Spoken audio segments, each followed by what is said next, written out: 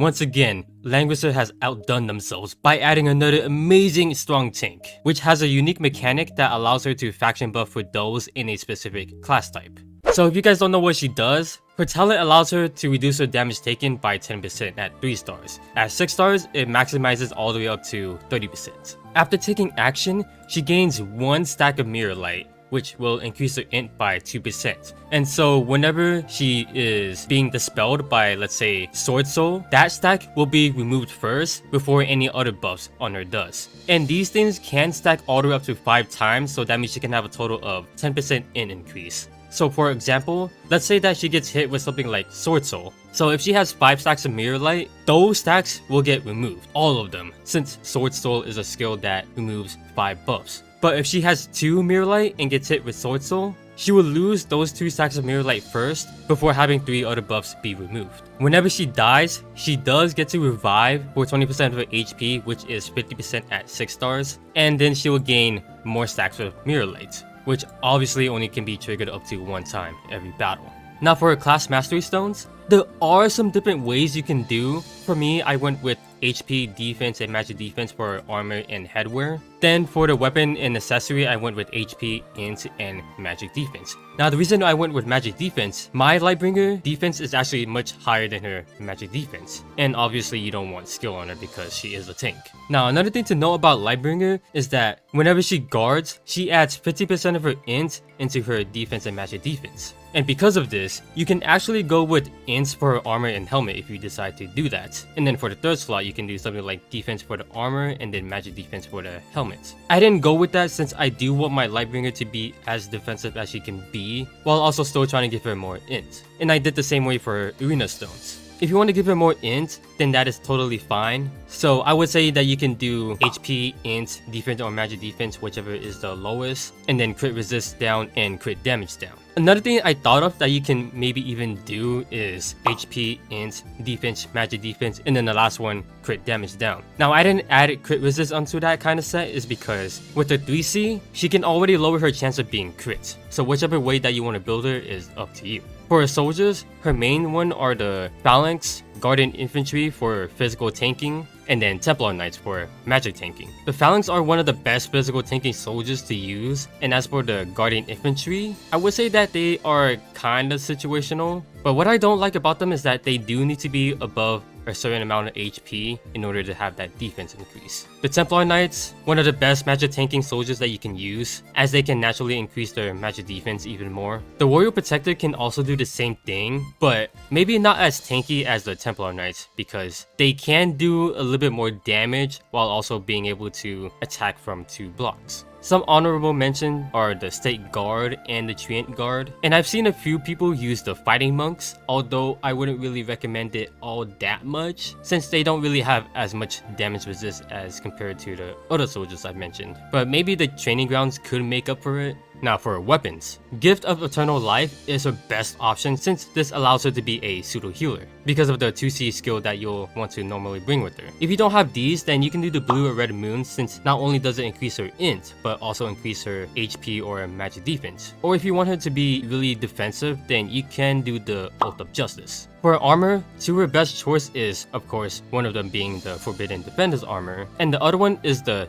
Death's New Rope, which reduces her chance of being crit and has a chance of lowering the enemy's damage dealt when they attack her. Whichever one you prefer is up to you. Otherwise, if you don't have these 2, then you can even roll with the Bloodline armor, Aeolus, or the Tenyo's robe. For her helmet, I would highly recommend using the Holy Aegis, since you would mainly be using these for extra healing whenever she's in mixed forces, and plus with the addition of being able to revive whenever she is killed by fixed damage. Some alternatives you can do are the Tenyo's helm and even the Gaia helmet. As for accessory, only for PvP, you should definitely use the Angel Feather, since stun is now one of the biggest concern going on right now, especially whenever Poly gets released for global. But for general uses, 2 of the best ones you can use are the Overlord's Badge or the Swordsmith Medal. for enchants, you could do the full moon, although it really isn't my favorite enchant because you do need to be at least over 80% for the 10% increase to your stats, but it does complement her well whenever she guards for even more defense and magic defense increase. You can also do steel, which is great on a lot of tanks. Some other ones you can do are thorns, tune to blue, or you can maybe even use ice if you want to troll people in PvP.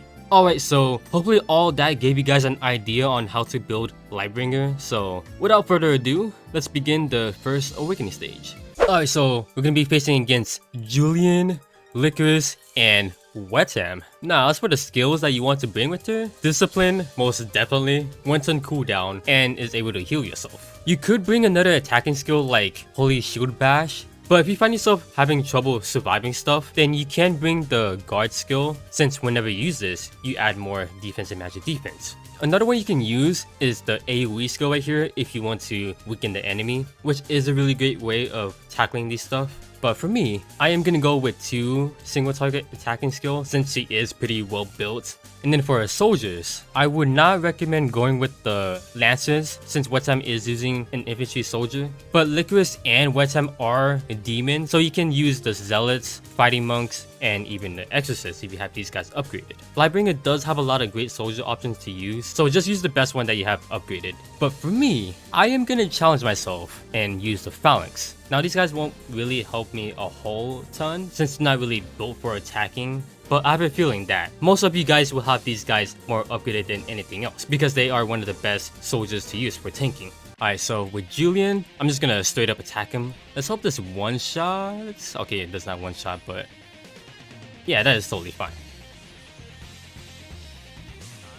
Okay. AoE, no problem, no problem. Plus with Discipline is a really great skill in general to use. Now with Licorice, you're not really gonna be able to escape from an AoE, so just try to tank it. And then I'm just gonna 1 block range kill Licorice. Okay, yeah. Now for Wetam, you should most likely be able to one-shot him, or at least at best be able to take out his soldiers. Now Wetam isn't gonna be able to do a whole lot against you. If your Lightbringer is holy, then demons can't really touch you at all.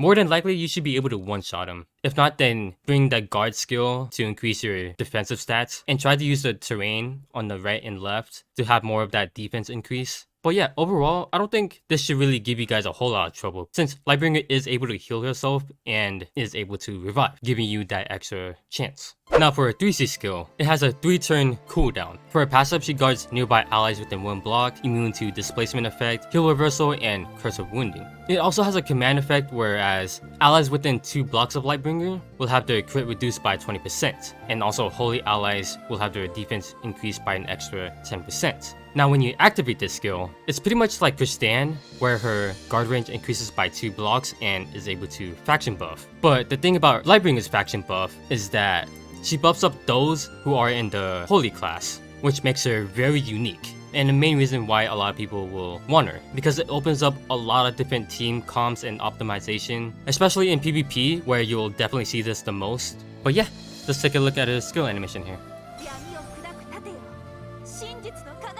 Now this isn't really going to be too difficult at all. I know I always say this, but usually with the second awakening stages, I don't show them off because they're really easy to do, especially since you can control 3 other characters and they're really reliable to use. So yeah, cutting that short this time so I don't sound like a broken record every time I do these videos. So yeah, I'll see you guys for the showcase. You can see everyone except for Angelina can be buffed because Angelina is not a holy class.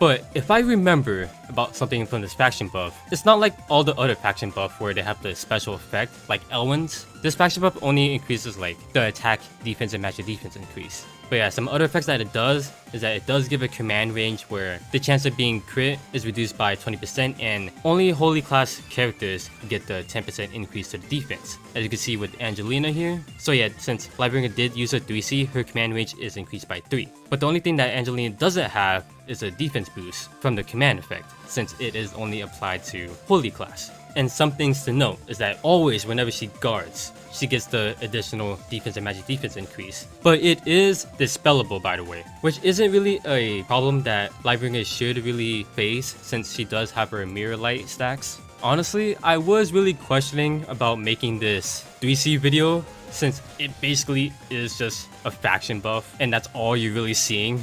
But it is a common theme that goes on this channel, and plus I do try my best to give other informative information on Lightbringer, so you guys aren't just like here for just a showcase, because I do truly want to help you guys out with these kind of stuff, giving you the best options to put on this character, what to give for them, and all that sort of stuff. And I really like how her 3C passive allows her to be like a counter against Lestelle, even though Lestelle hasn't been like a problem since like what, season, I would say maybe 8, maybe a little bit more down. I'm not sure when was the last time that Lestelle died in the meta, and I'm talking about PvP specifically here. She's a great counter against L1 because of her talent as well. And speaking of PvP, a lot of people are going to be switching from like Mage Lucretia to Holy Lucretia. Now we're going to start seeing a lot more people with like Holy Light of Genesis, Holy Kaira even. If people still use her, I'm pretty sure they still do. And even in CN, a lot more people are bringing Azusa. I mean, she was pretty common, but ever since with Lightbringer, I feel like almost everyone has been starting to use her really. And in the future, we're going to be seeing Holy Polly, even though her Lancer class is one of her preferable choice. Lightbringer definitely does really change the meta by quite a bit. I feel like some people might come back to really using tanks a little bit more, but ever since Odin, man, that component just offers way too much attack. People still will do Rush Box quite often, and even though how greatly defensive she is, she can still pretty much die pretty fast. A lot of people still do pretty well using tanks against Rush teams, and I feel like with Lightbringer now releasing Global, it might slowly be picked up on that. And there we go. That was Lightbringer's 3C showcase. It's very simplistic. I'm sure you guys will be able to easily understand what it's all about. I do like to include a lot more other information so that you guys know more usage about these characters. But Lightbringer is definitely worth to pick up if you can, especially for newer players as well. If you newer players manage to get Lightbringer, then she'll be able to help you guys get through quite a bit of content. Since you are able to pair her with Matthew, and Matthew is able to buff up protagonists for both PvE and PvP, she's really amazing at doing both. And not only as she is reliable as a tank, she can also be sort of a sub-attacker with her 2C skill. But if you guys don't really have any interest of getting Lightbringer, start saving up for next month major update, because we are getting the 4th anniversary event, which will have Neo Zerida. And she is really busted. She is really good. And she's part of the protagonist faction as well. So if you manage to pair her with Lightbringer, and if you manage to get Neo Zerida next month, then you have a pretty good team running with Lightbringer as your tank, Neo Zerida as your attacker, have Matthew for faction buff, then have like a healer like, let's say, Thxs. I know some people are actually skipping Lightbringer because of Neo Zerida, but in my opinion, I would at least try to get Lightbringer. You have a whole month of pulling every new character that comes out, so I feel like it shouldn't be too bad, unless you just have really bad luck. It's your guys' choices, not mine. I won't really tell you guys, oh, you should definitely pick up this character. I'll only do that for some characters like Jintoki. Jintoki is one of the characters that you should really pull for, since he is literally so broken. Neo Zerida kinda is, but I don't think she is nowhere near as broken as Jintoki is. I would say that she is kinda near him, because the thing about Neo Zerida is that she can revive a whole bunch of time with her talent. But that's all I got for you guys. If you guys enjoyed the video, leave a like and subscribe if you want to see more, and feel free to let me know down in the comments if you guys were able to pull for Lightbringer, or if you guys are planning on getting Neo Zerida next month. But yeah, thanks for watching. Your fellow Z.